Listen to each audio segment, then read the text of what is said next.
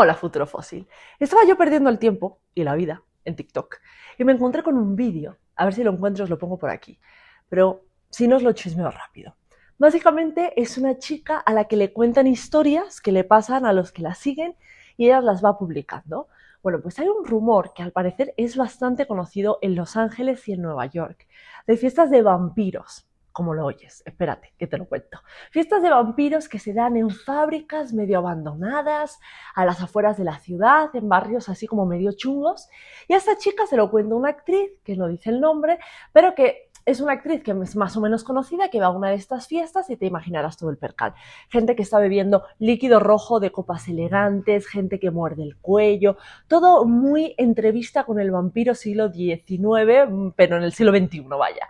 La actriz pues estaba bastante asustada porque eran vampiros de verdad y muchos de los asistentes a esta fiesta eran actores A, superestrellas conocidas por todos. Y yo digo, qué curioso, ¿verdad? Volvemos al vampiro seductor, rico, poderoso de Anne Rice. Nada que ver con nuestros upir folclóricos que eran diametralmente opuestos al Lestat. Os voy a dejar el vídeo por aquí de los vampiros, por si no lo habéis visto, para que entendáis mejor este vídeo, pero recordemos que los vampiros eran básicamente cuerpos en estado de descomposición. Ahora, si tú me preguntas, pues sí, pues yo preferiría ir a una fiesta con Lestat antes que un cuerpo pútrido, obviamente. Que por cierto, intenté ver la serie de Entrevista con el vampiro, pero la verdad es que no aguanté ningún capítulo. No sé si la habéis visto, si os gustó o qué. La cosa es que estaba yo en mi casa pensando en esta historia rocambolesca de los vampiros neoyorquinos y me pregunté si esta gente sabría de verdad sobre la historia de los vampiros reales, y de ahí salté a pensar en cómo el cine y la literatura nos han hecho tener una imagen muy clara de la cara de un vampiro, y de ahí volví a saltar a Zosia, la vampiresa polaca a la que le reconstruyeron la cara 100% real, no fake. ¿Estáis listos? Empezamos.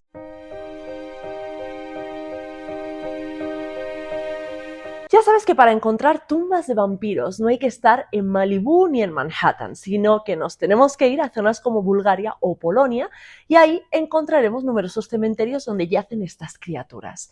¿Cómo podemos saber que estamos ante la tumba real de un vampiro?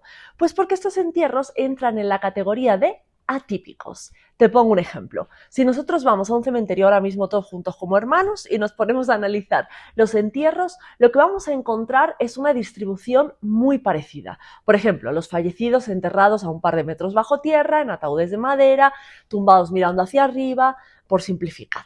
Pero un entierro atípico aquí sería ver un entierro en el que no hay ataúd, por ejemplo, o que el fallecido esté enterrado mirando hacia abajo. Es decir, muy diferente. Tiene que haber además una explicación para ello. ¿Por qué no está enterrado como todo el mundo? Pues para los que hacemos este trabajo puede haber varias razones y va a depender mucho del contexto del sitio, pero podrían ser marginales, migrantes, sacrificados, etc.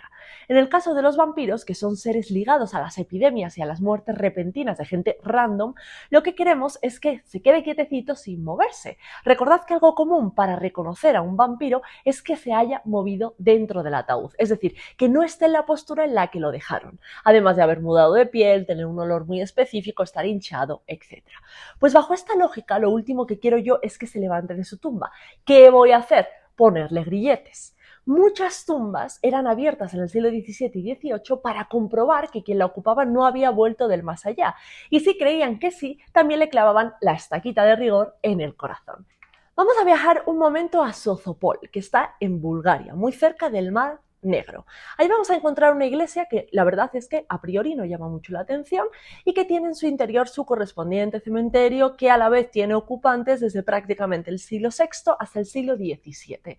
Y en ese cementerio va a haber dos tumbas con entierros atípicos que llamarían la atención de cualquier arqueólogo o antropólogo físico. Tenemos dos habitantes que fueron enterrados con un tratamiento especial. ¿Qué tenía el primero? Pues un objeto parecido a una reja de arado clavado en el lado izquierdo de la caja torácica, mientras que el otro presentaba un objeto metálico que no se pudo identificar en el plexo solar. Como este caso, solo en Bulgaria hay unos 100, o sea que no era tan raro que la gente creyese que había vampiros pululando un poco por todas partes. Y en Polonia 3/4 de lo mismo. Vamos a ver este cementerio que es el de Gliwice, en el sur del país. Aquí de nuevo se va a excavar y ¡pum! Práctica funeraria que nos habla de 4 huéspedes de este camposanto que levantaron sospechas de ser vampiro y recibieron un buen tratamiento. Mira esta foto y dime qué ves. Puedes escribirlo en comentarios. ¿Te parece un entierro típico o atípico? Pues no sé tú, pero a mí eso de tener la cabeza lejos del lugar donde debería estar me parece bastante atípico. Además, no se encontró ningún tipo de joyería o ajuar en general que estuviese vinculado a estas personas. Aquí los investigadores dijeron que tenían que ver de qué época eran estos esqueletos, que no estaban muy seguros porque los descubrieron así randomly cuando hacían una carretera y que no podían estar seguros de si eran vampiros o fallecidos por alguna epidemia, seguramente el cólera. Pero tú y yo sabemos que estas dos cosas, epidemias y vampiros, van juntitas de la mano, así que otro tip que te voy a dejar aquí es que cuando tienes algo así de raro, lo mejor es consultar otros registros de la zona donde hayan aparecido esqueletos con la cabeza lejos de donde debe estar, y al hacerlo encontraron el ejemplo de un esqueleto igualito al que os he contado en otro lugar de Polonia, acusado también de ser vampiro. Así que seguramente sí, estamos hablando de estos entierros destinados a los vampiros. ¿Pero qué otros signos de vampirismo tenemos en los huesos? Estamos aún en Polonia, pero ahora nos vamos a ir a otra región, en este caso en el noreste del país. Igual, 6 esqueletos atípicos, pero en este caso sí sabemos que son del final de la Edad Media. ¿Qué tienen de especial? Piedras debajo de la barbilla, hoces de esas para arar la tierra, sobre su cuerpo. ¿Quiénes eran? ¿Tú te acuerdas que en el vídeo de vampiros te dije que a veces hasta los extranjeros podían ser considerados no muertos? Bueno, pues no es el caso, porque demostraron que sí eran de la zona. Claro, encontraron 6 esqueletos, pero el cementerio tenía más de 280, es decir, son poquitos en proporción. No te vayas tú a creer que ahora son medio cementerio de vampiros. No, suelen ser 1 o 2 por cementerio, para que te hagas una idea más o menos de la proporción. Y tú me puedes preguntar, oye Lau, ¿solo se han encontrado estos entierros en Europa del Este? Pues no. Te voy a dar un ejemplo, ocurrido concretamente en Estados Unidos, eso sí, en el siglo XIX. Así que tienes que tener en cuenta que aquí los vampiros ya eran un pelín más mainstream por la literatura. Pero nos vamos a ir a Connecticut, donde tenemos un esqueleto masculino enterrado con el tratamiento de vampiro. Fue encontrado en los años 90 y venía con una inscripción, JB55. Básicamente esto nos habla de las iniciales del hombre y de la edad a la que se fue al otro barrio. Vamos, que cruzó la laguna Estigia. ¿Cómo lo encontraron? Pues su cabeza y sus extremidades habían sido colocadas sobre las costillas para formar una calavera con huesos cruzados, muy pirata, ¿no? Y se determinó que probablemente había muerto de tuberculosis en una época en la que se creía que las víctimas de la enfermedad, de nuevo, podían salir de las tumbas para infectar a sus familiares. Todo indica que la familia del hombre lo desenterró varios años después de su entierro original y reacomodó sus huesos para evitar que los acosara.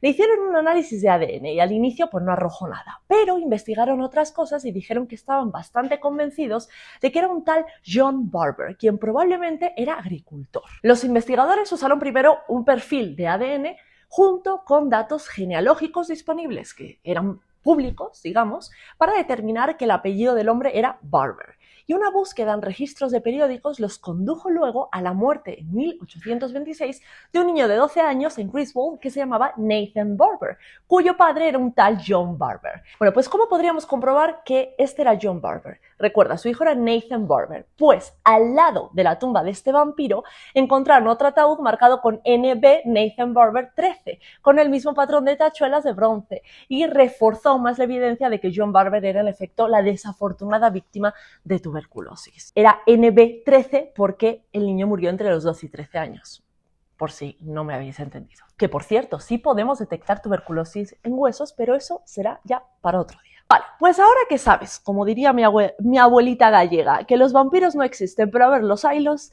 te propongo acercarnos a uno muy especial, con reconstrucción facial incluida. ¿Estás listo para ver la cara de un vampiro? Primero y súper rápido, ¿qué es la reconstrucción facial forense? Que es obvio que es, su propio nombre lo indica, pero ¿cómo se hace bien? Te lo voy a explicar ultra veloz. La técnica de reconstrucción es una técnica de antropología forense que utiliza el arte, la anatomía y la osteología para crear una imagen facial de un individuo a partir de sus restos esqueléticos con el fin de ayudar a identificar personas no identificadas o desaparecidas. Bueno, pues este proceso puede implicar el uso de dibujos en 2D, de modelos en 3D, con arcilla o digitalmente con software, colocando tejidos blandos sobre el cráneo para aproximarse a los rasgos de la persona. Primero, se estudia el esqueleto para saber todo lo que se pueda sacar sobre él. Te pongo un ejemplo. No es lo mismo cómo se va a ver la cara de un afrodescendiente a cómo se va a ver la cara de un asiático que de un nativo americano. No es lo mismo cómo se va a ver la cara de una persona que tiene sífilis en un estado muy avanzado a cómo se va a ver la cara de alguien que tiene tuberculosis. Entonces, hay que analizar todo el cráneo y todo el esqueleto para obtener la información más abundante posible. Y luego hay que colocar puntos de referencia. Estos van a ser unos marcadores, unos pivotes que van a indicar el tipo de grosor de tejido. Esto se sabe porque se han hecho estudios poblacionales de promedio de grosor de tejido para diferentes poblaciones. Entonces, lo mismo, si es un nativo americano, no le puedes poner el grosor de tejido de un mongol que vive en la estepa, porque no coincidiría y estaría mal. No te creas, hay muchas críticas a esta técnica, que es demasiado subjetiva, que no hay que llamarlo no reconstrucción, sino aproximación. Claro, lo que vamos a ver es lo más fiable posible, pero siempre hay hueco para el error. Vale, ahora que tenemos todo esto, vamos a hacer un modelado de tejidos blandos. Normalmente ahora se utiliza algo digital, ¿por qué? Porque lo manual conlleva muchas horas, pero aún hay gente que lo hace, ¿vale? Normalmente puedes utilizar plastilina, arcilla, le vas a dar forma a la musculatura facial y a los tejidos blandos y basándote en estos puntos de referencia que te han dado el grosor, y además de conocimiento anatómico de cómo van los músculos y cómo se forma todo ahí dentro, pues vas a empezar a formarlo y luego ya a detallar rasgos, qué tipo de nariz, labios, los ojos, si va a tener arrugas porque ya era una persona más avanzada en edad, es decir, lo que sea que te pueda dar o que hayas sacado toda esa información. Y finalmente, pues se va a ver el resultado, que va a ser esa escultura 3D, una imagen digital, que nos va a hablar de la aproximación facial. No hay que confundir estas aproximaciones faciales o reconstrucciones faciales con lo que hacen de te pongo un cráneo en el ChatGPT y muéstrame cómo era la persona. De eso no te puedes fiar, por favor. Yo creo que en un futuro vídeo voy a hablar sobre estos problemas, pero por ahora lo más importante es que te quedes con esto. ¿Cómo se hace una reconstrucción facial? ¿Es fácil? No, te lo digo por experiencia propia. Te voy a poner una foto por aquí de mí. 1, era mucho más joven. 2, parece que no, pero estaba sufriendo colocando la musculatura para la reconstrucción, porque créeme, no es nada fácil, sobre todo si no se te da bien el arte como a mí. En fin, cuando se encuentra este esqueleto azósea, volvemos a lo mismo, se encuentra a alguien que se ve que está enterrado de manera extraña, atípica. Y en este caso van a analizar los huesos y ven que pertenecen a una mujer que era muy joven y que fue enterrada con un candado triangular en el dedo del pie y una hoz en el cuello. Se ha especulado mucho si tenía algún impedimento físico y eso quizá, claro que sí, se podría ver en los huesos. No, quizá no, quita el quizá, claro que sí. Yo no he podido encontrar el examen completo que le hicieron al esqueleto, entonces no te puedo decir si se podía ver en los huesos un impedimento físico. Pero bueno, se manejaba esta hipótesis, que había habido alguna cosa física que la había puesto como en el papel de marginal o en el papel de extraña o que había sufrido un trastorno mental. Esto sí que no lo vamos a poder ver en los huesos y que nunca lo sabremos. ¿Cuándo se encuentran los restos? En 2022, unos investigadores de la Universidad de Nicolás Copérnico los encuentran y en este momento, pues claro, hay que poner el esqueleto en un contexto histórico y sabemos que en esta época, en el siglo XVII en Polonia, pues precisamente Polonia fue el centro de una masacre de 15.000 mujeres que habían sido condenadas por brujería. Lo de siempre, en la hoguera o ahogadas en el agua. Y entonces estamos en un momento bastante convulso para este país cuando vive Zosia.